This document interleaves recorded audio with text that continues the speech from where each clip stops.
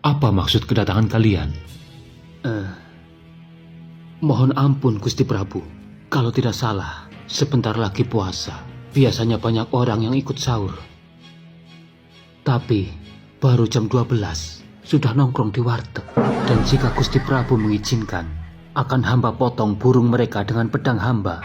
Baik, lakukanlah.